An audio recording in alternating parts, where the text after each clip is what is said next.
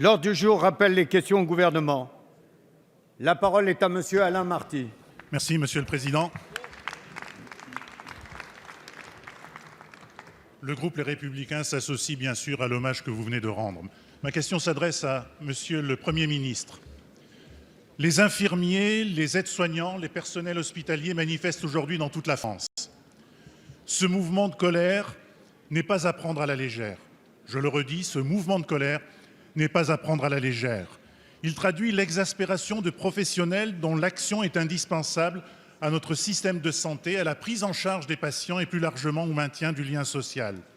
Ce que dénoncent ces personnels de santé, épuisés, stressés, ce sont les conditions de travail qui se détériorent et la peur de ne plus être en mesure d'assurer leur mission, pourtant si importante. Ceux qui soignent ont le sentiment de mal faire leur travail en raison des rythmes de travail, en raison des effectifs insuffisants et des contraintes réglementaires. Les infirmiers libéraux qui participent eux aussi au mouvement sont bien souvent les derniers professionnels à accéder au domicile et sont en cela le réceptacle de la violence sociale dont souffre notre pays. Ces professionnels dénoncent également une insécurité croissante dans l'exercice de leur métier face à la multiplication des agressions et des incivilités. Monsieur le Premier ministre, ces personnels de santé sont les grands oubliés de votre politique. Ils vous le font savoir.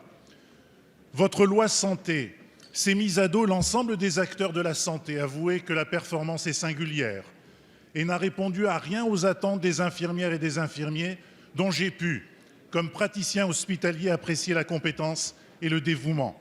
Monsieur le Premier ministre, lors de la loi sur le PLFSS, on nous a dit « tout va bien », mais alors, si tout va bien, comment expliquez-vous l'exaspération et la colère des professionnels de santé? Merci, monsieur Marty. La parole est à madame Marisol Touraine, ministre des Affaires sociales et de la Santé.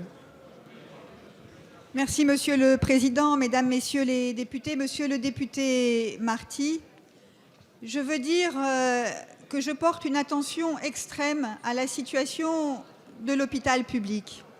Et je veux, devant vous, comme je l'ai fait à plusieurs reprises, exprimer à tous les professionnels de l'hôpital public à la fois ma reconnaissance et la fierté que la France puisse compter sur des professionnels aussi remarquables au quotidien.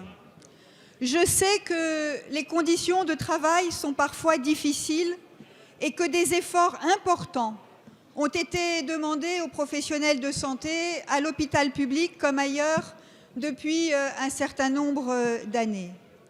Je veux exprimer ma reconnaissance à ces professionnels et leur dire que j'entends leurs inquiétudes et leurs préoccupations. Je les entends lorsque, dans le cadre de la loi, dans le cadre de décisions déjà prises, j'ai rétabli le service public hospitalier qui avait été supprimé. J'entends la spécificité de l'hôpital public lorsque j'ai mis fin à la convergence tarifaire entre le public et le privé.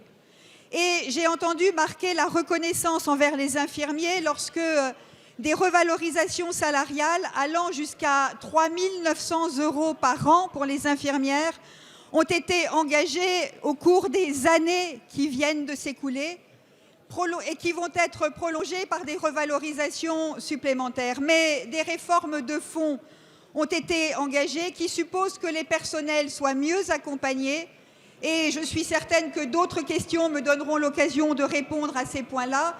J'aurai l'occasion d'annoncer dans quelques semaines un plan d'accompagnement des professionnels de santé, en particulier à l'hôpital public, pour faire face aux conditions de travail et améliorer leurs conditions de travail au quotidien.